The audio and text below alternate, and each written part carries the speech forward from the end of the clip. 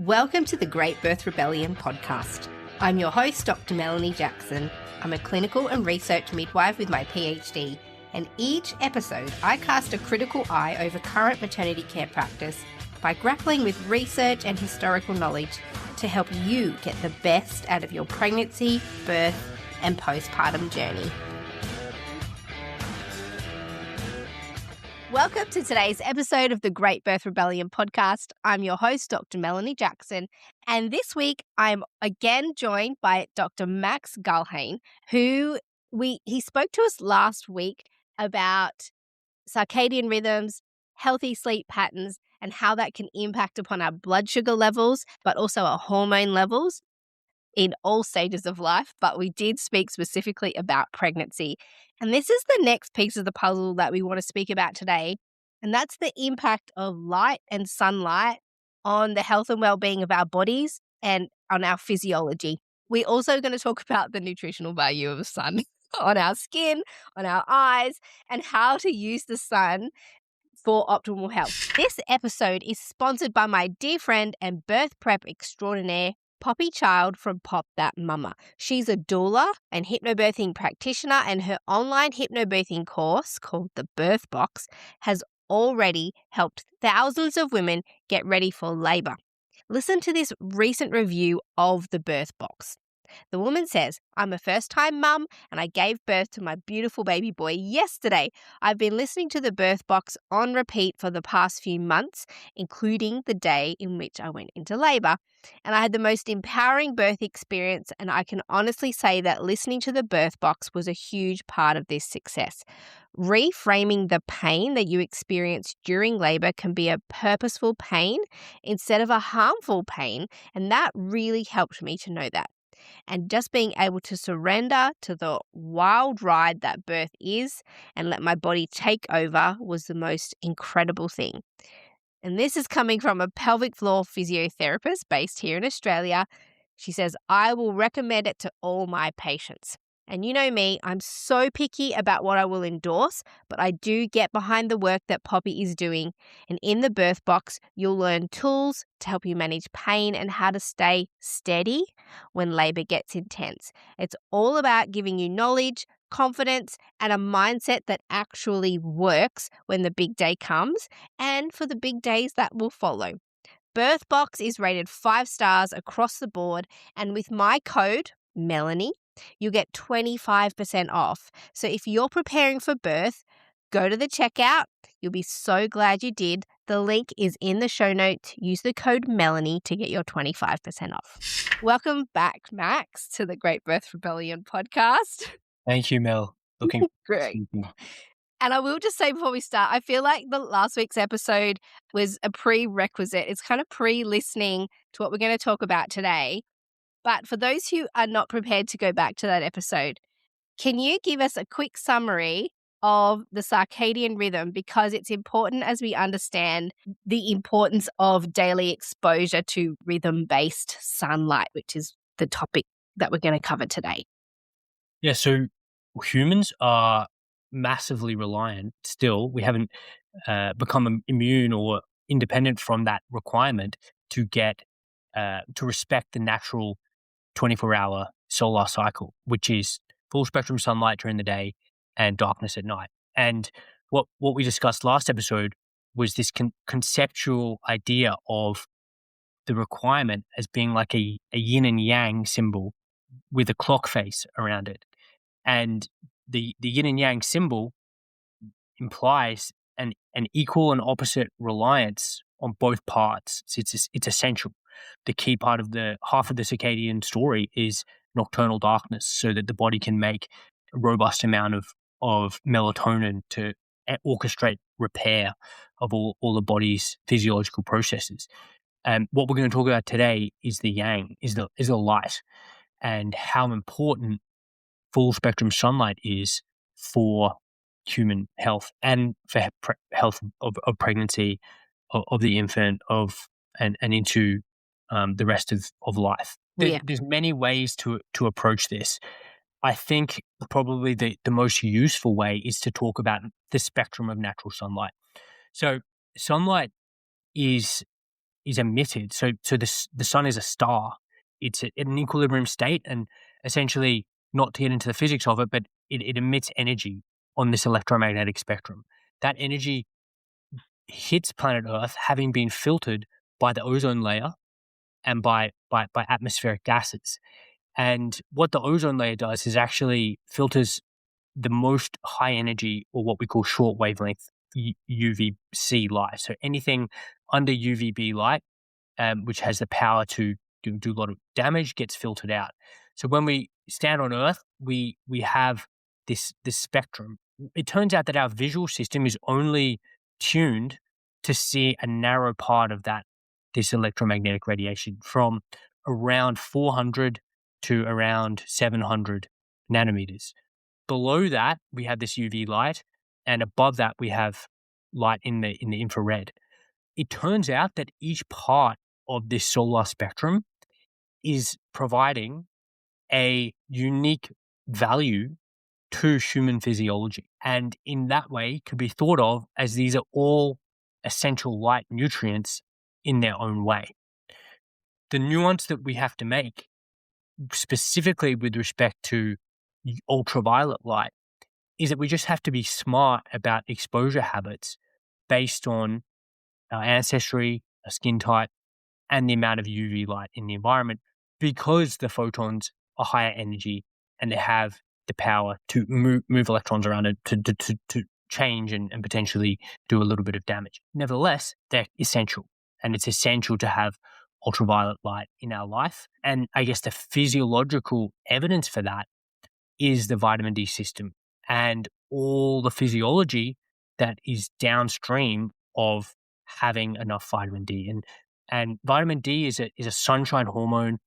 It's more than that. It's what we call it is a secosteroid hormone with pleiotropic effects. Essentially, meaning it's a hormone that regulates a whole bunch of diverse ranges of human function, of which skeletal health, calcium phosphate absorption is only the beginning. We can definitely expand about ultraviolet light and all the nuances around that. Light in the visible spectrum is mostly important, especially the blue light, for circadian rhythm entrainment.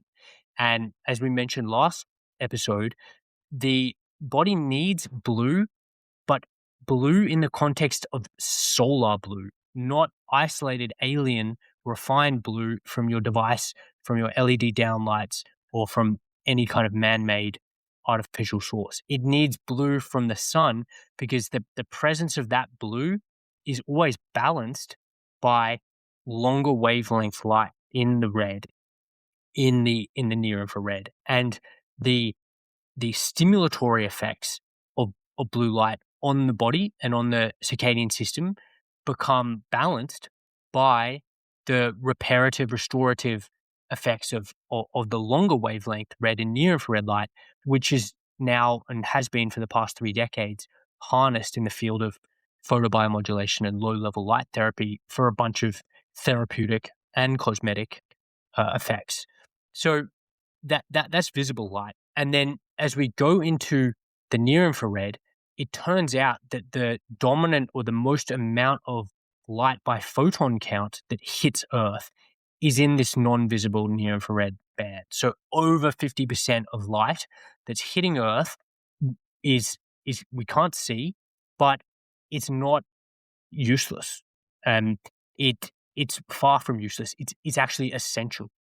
And it's turning out, and it's taken research by astrophysicists, optical engineers, people that aren't anchored to traditional potential, biomedical thought paradigms, to put their intelligence into these areas and finding out that the body is using near infrared light that we can't see to help run mitochondrial metabolism. So essentially run the state of existence, and the everything that enables your cells to work is running on or assisted by near infrared. And if we're inside all day, we're not going to get any of those, and we're going to get obviously excess of narrow blue. So each one of those, from the ultraviolet at 280 nanometers all the way past 1500 nanometers in the infrared, they're all light nutrients that the body needs. And that all makes up part of the healthful effect of being outside during the day. And when I say outside, I don't mean being beaten down by unrestricted daylight all day. I mean being in an ambient environment that contains full spectrum light. Okay, so what I'm hearing, because last episode we talked about the importance of seeing daylight on our circadian rhythms. Now we're talking about actual physical exposure to light outside through open windows, through basically bathing our bodies somehow in the light, because there's a spectrum of light that we can see. There's elements of light that we can see, but there's also light spectrums that we can't see, but that have positive and beneficial effects on our health. Can you tell us, why do humans need sun on their skin, or to be outside and bathing in light, not just actually seeing light? The effect of light hitting the skin triggers a whole bunch of very, very interesting chemical pathways, both biochemical and biophysical effects. What happens is that when the photon actually hits the skin, depending on the wavelength, it gets absorbed.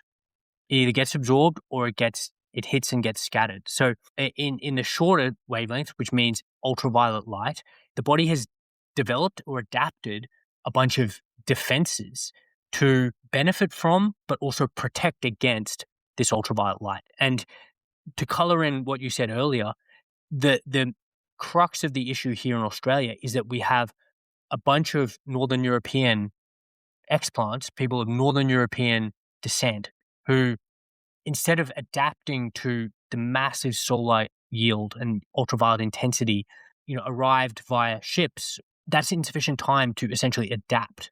So what we will realize by the difference in melanin levels in the skin, which is this pigment that exists in the top layer of our skin, is that there's a difference and there's an appropriateness of exposure depending on ancestry and skin type. So where we live in Australia, where it gets up to a UV index of 14, which is a measure of ultraviolet B intensity, the people were the darkest shades of melanin. They're the darkest phototypes, the Indigenous Australians.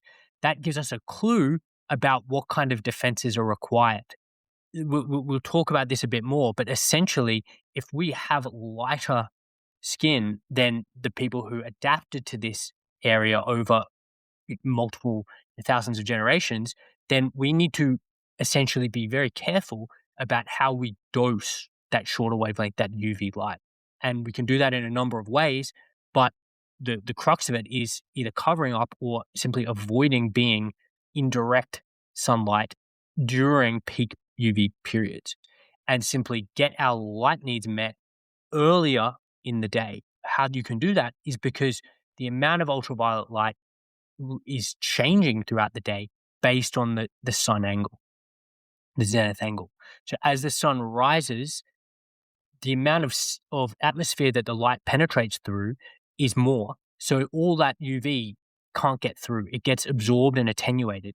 As the sun rises more and the angle becomes more acute, more overhead, then all that UV can get through. And that's why there's this peak UV period during the middle of the day. So where people are at highest risk of burning, but they're also at the period where they can generate the most vitamin D. So what happens when ultraviolet light, and we'll start here, hits the skin, is that it kicks off a reaction that converts cholesterol, which is sitting in the cell membranes, into vitamin D. It breaks a bond in the chemical structure, and then the vitamin D can form. We as humans have used and repurposed vitamin D to basically run a whole bunch of important programs in the cell and the body. So what is happening is that when your body makes vitamin D, it goes through various stages of activation in the liver and the kidneys, and it helps your body to absorb calcium and phosphate from the gut and help retain it at the kidneys. The way we found out about this problem was in the early 1900s, late 1800s during the Industrial Revolution in Europe, where they were pumping out all this coal-fired smog in the cities. And what that did is it acted as a barrier or an absorber to prevent the penetration of ultraviolet light into the cities. So what happened is the children who were not getting any UV light at all developed this bone condition called rickets. And it was vitamin D deficiency because they weren't able to generate enough vitamin D. They weren't ingesting enough food sources of vitamin D. So they got this bow-legged appearance, which is essentially inadequate development of the long bones because of the vitamin D deficiency. And there were some very fascinating experiments done, even just observations done, that the farming children in rural areas of, I believe it was Poland perhaps, they didn't have the same problem. So the question was, what is it about this inner city living was able to mitigate this effects of rickets? And as they progressed, they realized that if you purified cod livers, the fish, then that could essentially prevent this vitamin D deficiency rickets. Again, they didn't know it was vitamin D. And then as we went further along in the scientific process, we realized that this was a hormone that you could ingest if it's preformed in certain foods because it's fat soluble, or you can make it yourself. And you can make it, but you need ultraviolet light. And there's these key factors that affect how much vitamin D that can be made. And environmentally, they're the season, the latitude. Because in northern US, Europe, there's months of the year where there's minimal ability to make any vitamin D, and there's seasonal absence of UVB light. And then there's also factors related to us as individuals. How much skin pigmentation do we have? What are our personal habits? Do we go outside and expose our skin to the sun or not? So all these things affect how much vitamin D we make, and therefore influence at the basis bone health. As it relates to pregnancy, the pregnant woman has to mobilize and use a massive amount of these products, calcium phosphate, to essentially ossify a fetal skeleton, to make a baby's bones. It's a massive demand. There's probably multiple pathways that ensure that baby gets those factors, potentially even at the expense of the mother. But it highlights how important it is for the mother to get sufficient vitamin D, because the baby can't generate its own yet. So it's reliant on maternal intake of vitamin D or maternal sunlight exposure to make enough so that it can grow its own skeleton. But it turned out, and this is research more in the past probably 20 years, that the vitamin D was having way more effects than simply just the skeletal system. As it specifically relates to pregnancy, because that's what we're interested in at the moment, it seems to control inflammation, the inflammatory system, but also neuroinflammation and brain development. So vitamin D is a brain essential nutrient, and without it, you're not going to get the proper formation of the baby's brain. But it also influences, and it essentially the vitamin D serum level can be thought of metaphorically as a switch that influences the immune inflammatory state of the body. If you're in a state of vitamin D deficiency or insufficiency, then you're potentially activating a bunch of pathways that predispose the body to a pro-inflammatory state. This seems to have relevance for neuroinflammation in the baby and actual epigenetic imprinting for that baby going forward. But not only that, it's critical in correct placental function, in the function of the placental vessels, and therefore deficiency is a risk factor for preeclampsia. Other than preeclampsia, it's also associated with failure to progress, because vitamin D is also necessary for muscle for muscle function, and the myometrium needs adequate vitamin D to essentially provide the contractive force to facilitate birth. So there's all these fascinating aspects to vitamin D, but whenever you hear about vitamin D, whenever you read the literature about vitamin D, I want you to think about ultraviolet light, because ultraviolet B light is how we get 90% of our vitamin D needs met. And as you were talking about vitamin D being anti-inflammatory and how that relates to preeclampsia, because there's some inflammatory processes, there's inflammatory processes to do with preterm birth, with preeclampsia, and with poor placental function. They all have an inflammatory element. As I check the bloods of all of my clients, I can see really, I reckon 85% of them are vitamin D deficient. And when I'm talking to everybody about, okay, got to get your vitamin D levels up. Part of that is appropriate sunlight exposure. And as you already said, the darker your skin is, the more sun exposure you need in order to feel the impact of that because of the high level of melanin. But the flip side is if you've got fair skin, you could get your vitamin D and sun exposure in faster, particularly if you're in an environment that has high UV index. So what you're saying, so in places where they see a lot of a lot of rain and overcast, you would do better to live there as a fair-skinned person than in Australia, obviously, because of the less sun. But actually, you need less sun because your skin's fairer.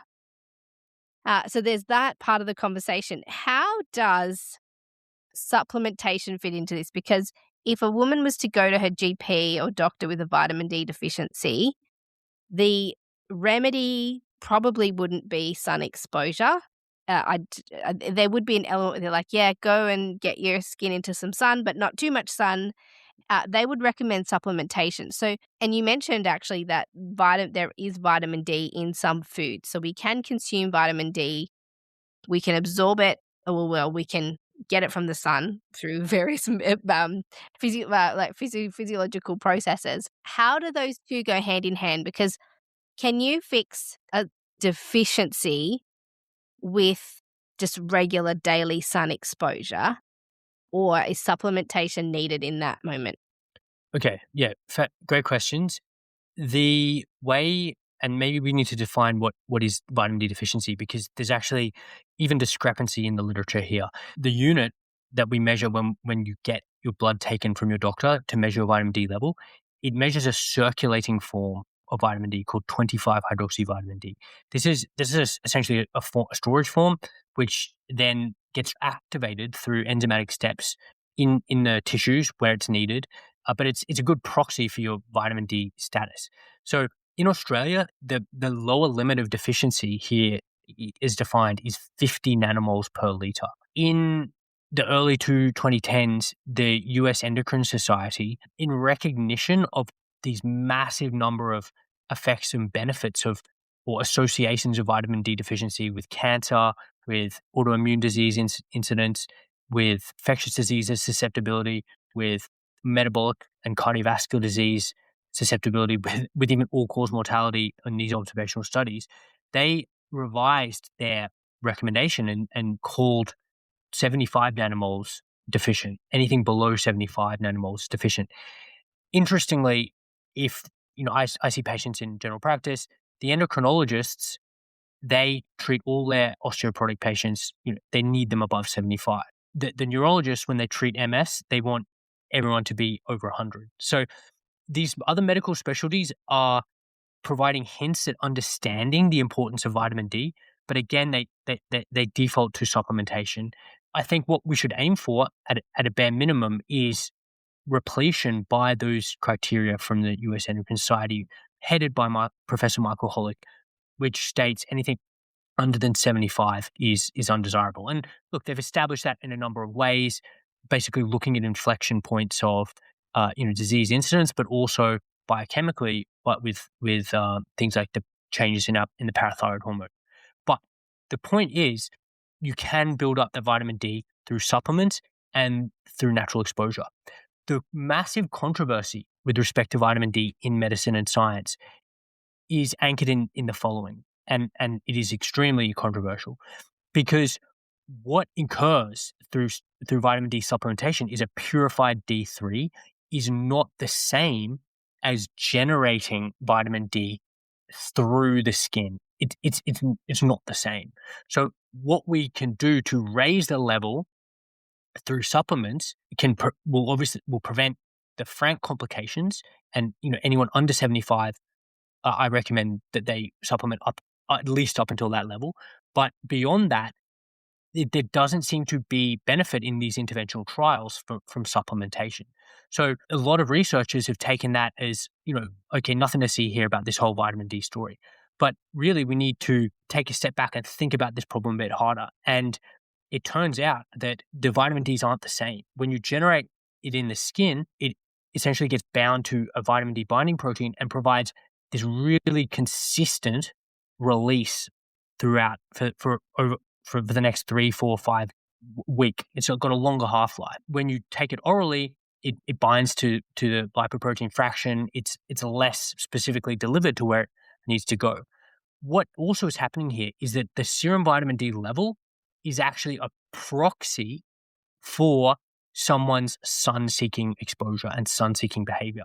So it's almost a way of measuring or understanding not how much ultraviolet B light they've gotten, but how many healthy circadian signals they've got, how much near-infrared light they've had, how much time that they've spent outside in nature. What it means is that wherever possible, we want to build and generate our vitamin D through natural exposure, through sunlight, keeping in mind everything that we talked about with respect to dosing, which needs to be done depending on skin type and depending on latitude. To be clear about the number of pregnancy-related complications that can be prevented with vitamin D repletion, I'll reference this study. It's a meta-analysis from 2024, the effects of vitamin D in pregnancy on maternal and offspring health, umbrella review of systematic review and meta-analyses.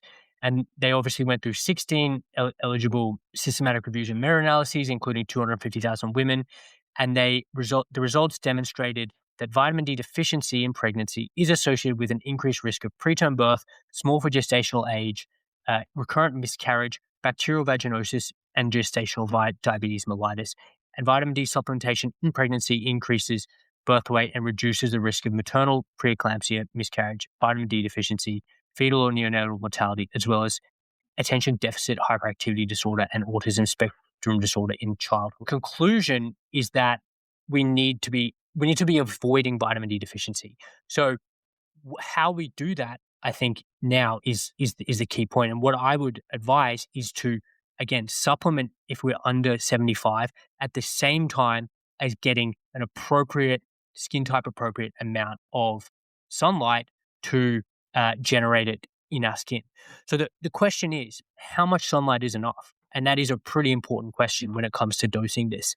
And Michael Holick, Professor Holick, who again was an endocrinologist in Boston and discovered the active form of vitamin D, he did studies and basically found that if you give people whole body exposure with enough UVB light to just about develop some redness, then you're generating about 20,000 units of vitamin D.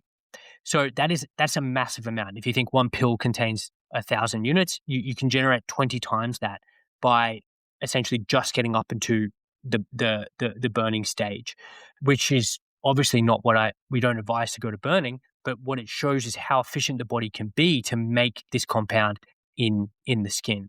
So again, and that is the good form. That's the great pathway because it provides a really slow release form of the hormone, and it helps it keep releasing it and getting it to exactly where it needs to go. What we should aim for, if again we're potentially over the frank deficiency threshold and when we're above 75 nanomoles, is working on potentially getting 10 minutes, 15 minutes of exposed skin, potentially on our abdomen, on our whole body per day without burning.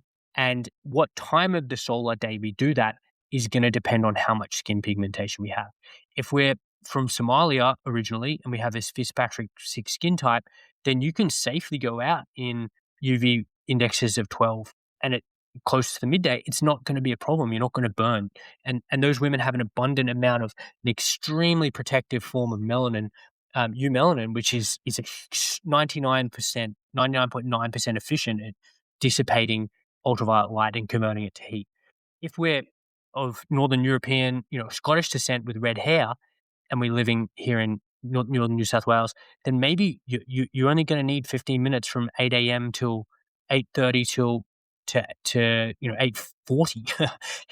It might be as short as that to get our needs met, and then when UV index climbs, we go inside. So I guess the key point here is we're going to dose our ultraviolet light so that we build up a healthy vitamin D and hopefully prevent this raft of pregnancy complications. So what I'm hearing is that the supplementation and sun exposure are two different kinds of vitamin D. Use them together to remedy a deficiency, but then once you get over the deficiency threshold, you can maintain your vitamin D levels with a relatively short amount of exposure at an appropriate time of day for your skin type. And because we can move all over the world now, we can live in a place that's not appropriate for our skin type. So possibly my husband would not get vitamin D deficient if we moved to London, whereas I would be more likely to because I need more sun exposure for my skin type. So what we do know is that pregnant women are perpetually deficient of vitamin D, and everybody's trying to get their vitamin D levels up. I think you're right about the thresholds. A lot of the blood test thresholds are like, this is how much you need to be not dead.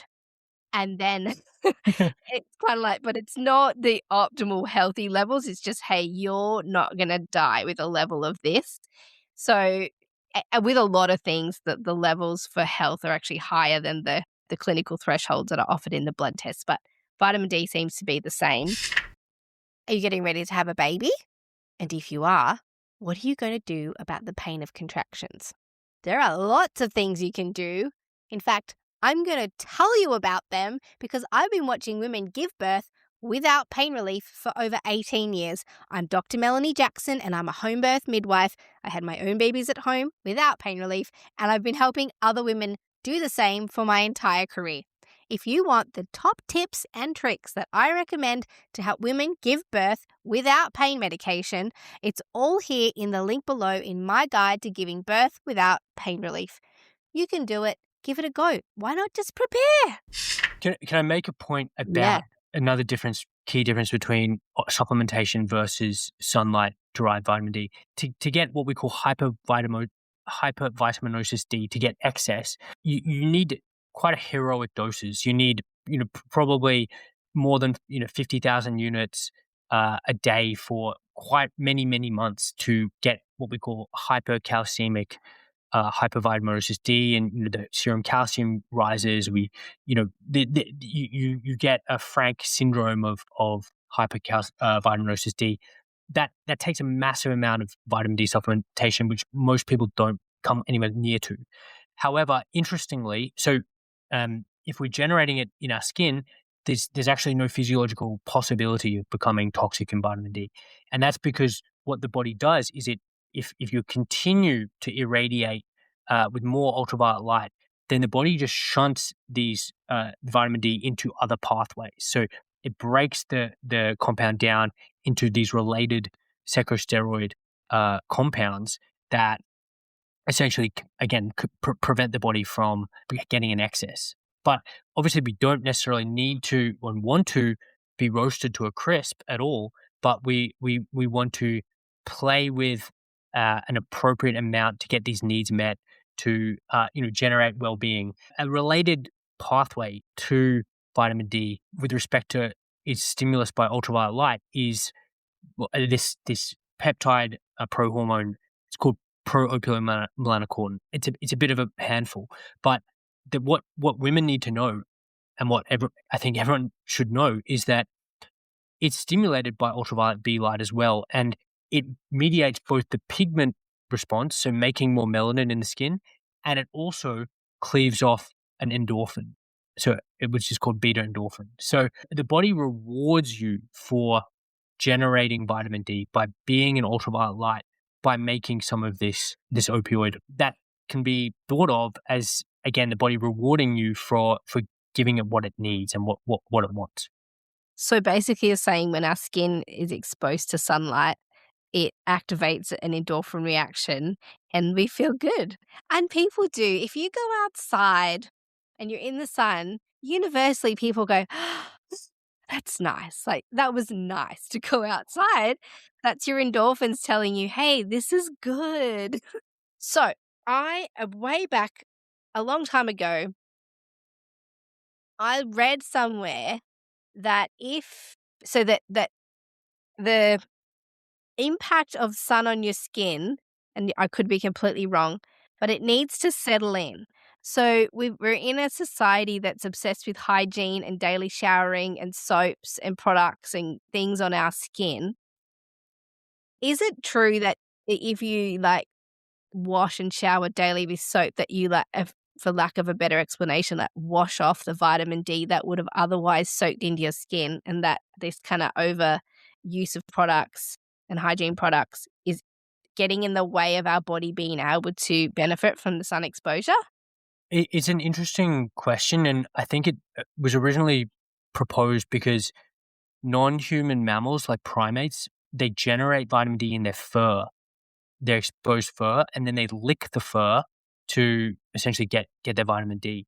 What happens in the human skin is that when this cholesterol gets turned to vitamin D, it seems to get immediately ejected into this the interstitial space and into the capillary beds, and then it binds. So Hollick did some research that suggests that this wasn't significantly affecting absorption, whether or not you immediately wash off, which is a good thing.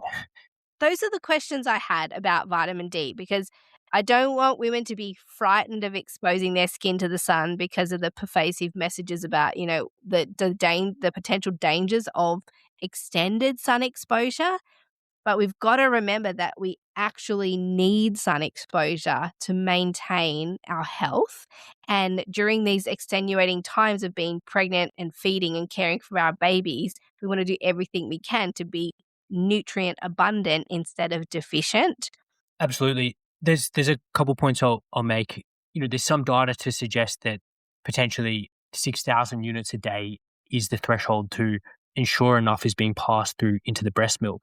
And there was a study done by Hollis 2011, I believe, showed that 4,000 units was more than completely safe in terms of tolerance during pregnancy and with no adverse effects. I think what you generate from natural exposure, 15, 20 minutes with, as in the way that we've discussed, you're going to make a lot more than that. And you probably do the best thing to ensure that there's enough being put into the breast milk. That's UVB light. And really maybe the last thing to say about it is that in medicine, we make a determinant of risk versus benefit for basically every intervention, whether it's a drug, whatever we're recommending. And I really think that light and short wavelength light, UV light, falls into that category.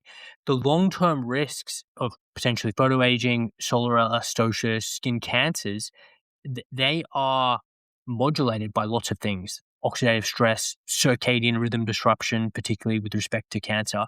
But the point here is that where there's a benefit phase, there's a benefit spectrum that is happening during pregnancy, and we just need to be smart about balancing those risks and benefits so that we're giving us the best chance of having a healthy birth and having a healthy child and baby. So, if you don't have any more questions about vitamin D, maybe we could briefly touch on some of the visible light pathways.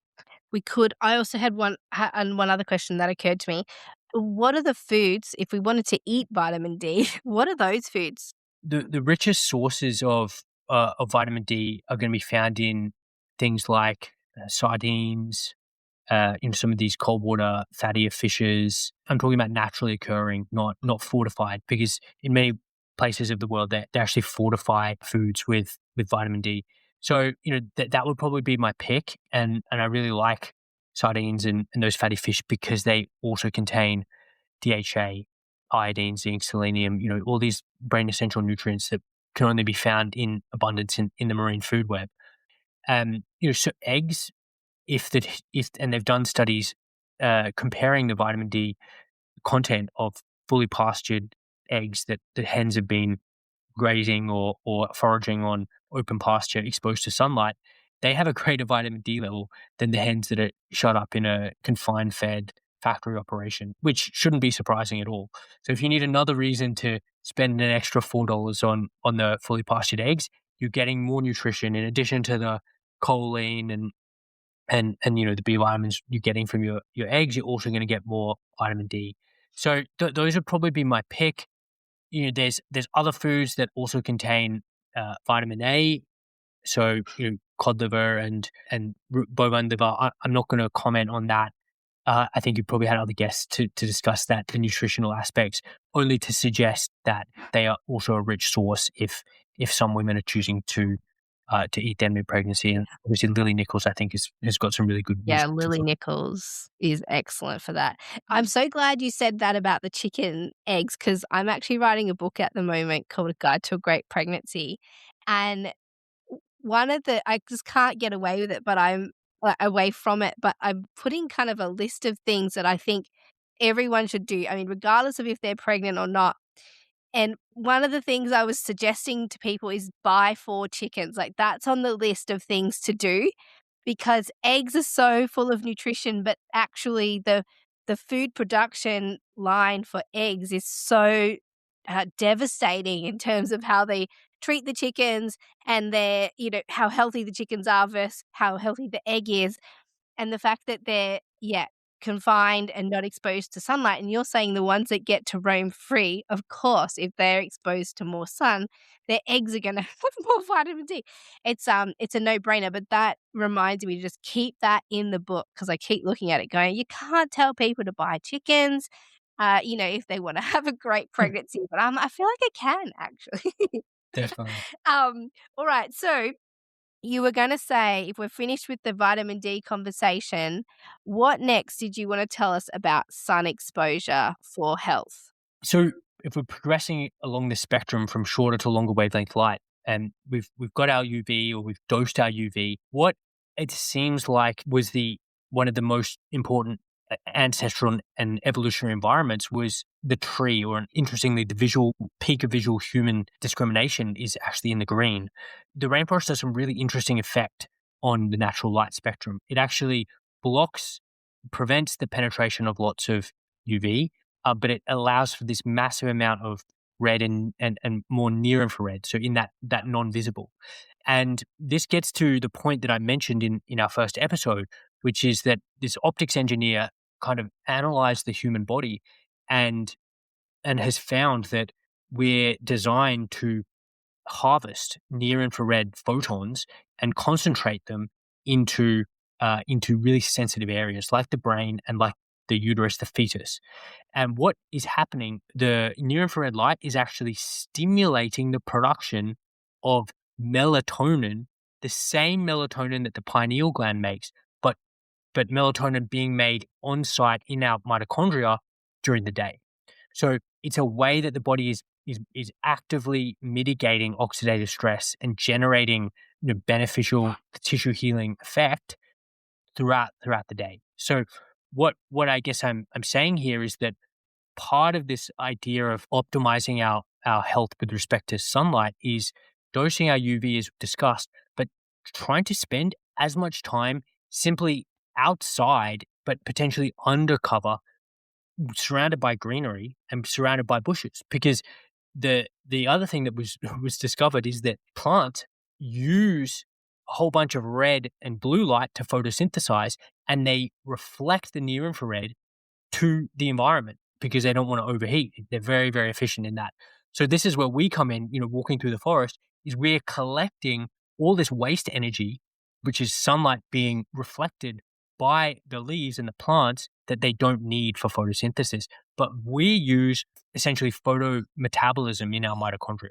This is like a, mind-blowing moment when you realize the healthiest place to be during the day is surrounded by plants in the shade, in greenery, and that's creating all this massively benefit antioxidant effect that so vastly outweighs any the dietary antioxidant formulation. It's simply natural antioxidant generated by being in a healthy full spectrum daylight.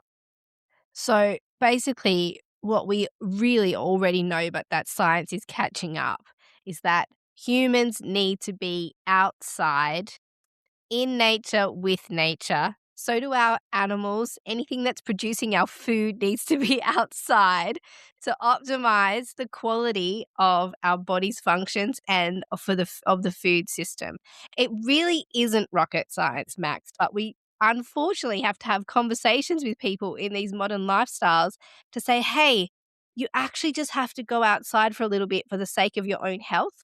And all of those needs are accentuated in pregnancy because of the extra work that we're doing. But also, and in the conversation we had last episode about the circadian rhythm and about habits of going outside and sun exposure, if we are doing these things as parents, if that's how your lifestyle revolves, and that's certainly what's happened in our family, is the kids are all aware that at nighttime the orange lights come on. And, sometimes we've done wild things like done a flight overseas and the lights are intense. And I'm putting red light glasses on all the kids and my mum and myself and going, radio, everybody.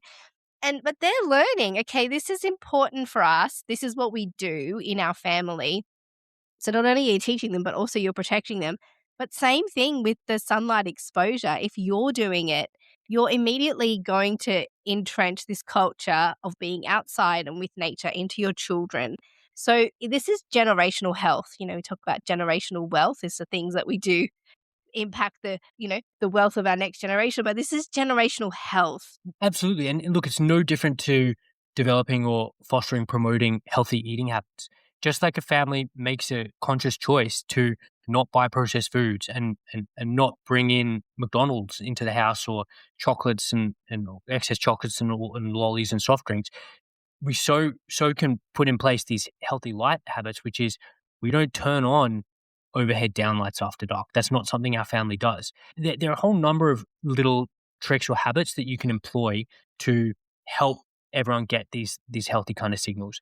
So going straight outside when everyone wakes up is a really good one. The goal is to everyone go outside, we stand on the grass, we play, we're engaged outdoors. And although they don't realize it, they're actually checking a whole bunch of boxes on the circadian requirements. They are moving their bodies. And we didn't talk about movement, but physical movement is another zeitgeist, but to help entrain the circadian rhythm. They're getting this bright morning sunlight. We're getting light potentially on the body, and the body is completely permeable to light. This near infrared passes all the way through the body, 8 centimeters, meaning that younger children are potentially more impacted or more influenced by their light environment than adults, and they're more susceptible to or potentially beneficial from these light photons. So, getting everyone outside, it can be anything. It depends on where you live, but you can all walk to the local hill, see the sunrise come up if everyone's up. I recommend that, and maybe this is the deeper cuts of the circadian lifestyle. But if for those who are really committed, getting up and watching the sunrise together is an extremely powerful way of entraining the circadian clock, because it's the brightest it's the biggest change delta from darkness to bright. It's an amazing signal to cut off melatonin production, start ramp up healthy cortisol, and get the day going. So you can all walk together. I mean, there's so many different ways of doing it. You can set up a playground outside facing the east, so all the kids just play and they're getting that east. You can put them in a little beach cart and walk to the little corner where you can see where the sun comes through the trees. There's so many ways of doing it, but however, use your imagination.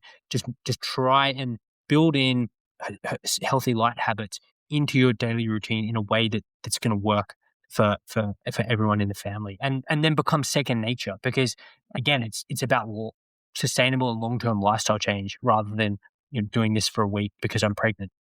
Mm. And the other thing I've noticed is if you get in the habit of it, you actually feel the impact of not having it when you don't do it. And you think, oh my gosh, why do I feel this? And you think, oh, that's right. Something just changed, maybe the change in your routine or something. And you can feel when you don't do it.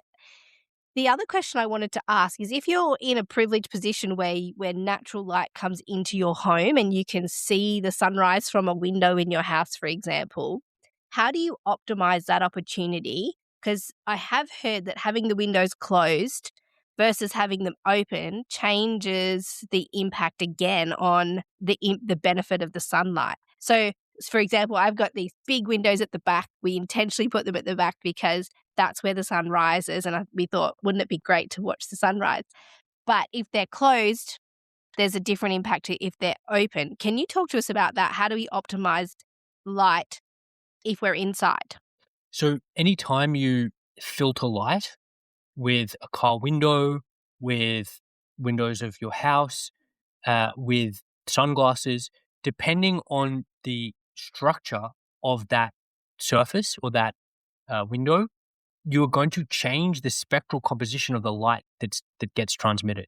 And therefore, you're going to change the photobiological response because the body is tuned to signature of light exposures, which is always anchored or dictated by what natural unfiltered sunlight is doing.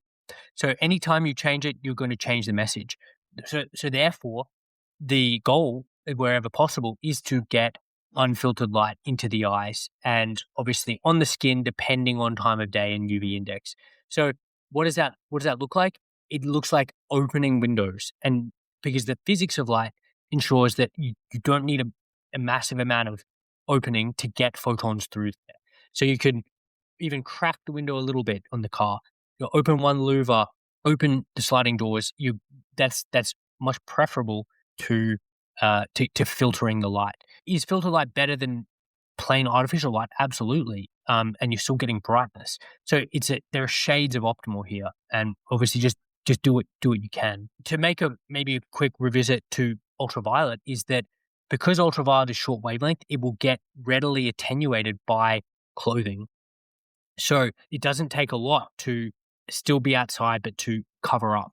And that's kind of what I recommend after we've dosed ourselves appropriately is to cover up and preferably what they've found is that the natural fibers like linen particularly protects against or prevents UV penetrating, but is very permissible to those near infrared longer wavelengths that have such a massive and beneficial health effect. So that needs to be taken into account. And sunscreens are by definition ultraviolet blocking. So they are going to inhibit the photochemical conversion of 7-dehydrocholesterol to vitamin D. The significance of that for vitamin D status is minimized by current recommendations. It's my personal opinion that is an important factor. So use that information do with that what you will, and potentially also of relevance with respect to exposure and sunlight is the link between the eye and the skin. And what we know and what we discussed last episode is that what is happening through the eye, the light through the eye, affects the systemic endocrine system. One of those endocrine functions is the tanning response. So whatever we want to do when we're outside is to make sure that the signal is congruent between the eyes and the skin. So if we are in extremely bright light, in the midday UV, you want to be covering up both your skin and your eyes. Conversely, if you're trying to build your vitamin D level earlier in the day, you don't want to be wearing sunglasses if you've got your skin exposed. So there needs to be congruence there because there is this neuroendocrine effect from the eyes, from the retina, that will influence the tanning response. And you're potentially going to increase or reduce your ability to respond to this UV light if you're covering up the eyes because the eyes think that you're in a low UV environment.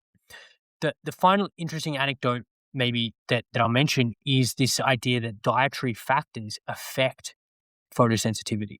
And we know in medicine that drugs affect photosensitivity. Doxycycline antibiotics and the tetracyclines cause photosensitivity. Isotretinoin, the acne medication, absolutely makes people more photosensitive. Certain chemotherapeutic drugs, affect the body's ability to deal with the stress or the temporary hormetic stress of ultraviolet light.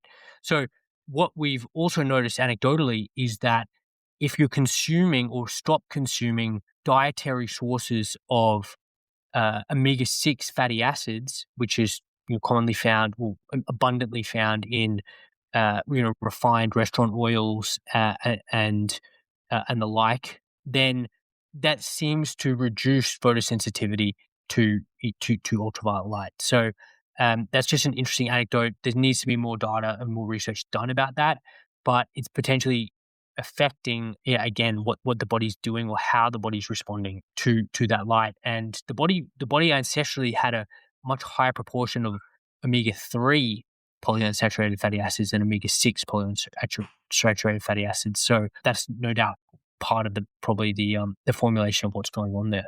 I feel like we have gone just partway through a lot of avenues with regards to sun, vitamin D, nutrition, how we perceive it and its impact on the body. But I do think that if everybody listens to the circadian rhythm episode that I did with Max last week and this one, you're going to get a general picture of the importance of the basic things that we spoke about for good health and for a healthful pregnancy.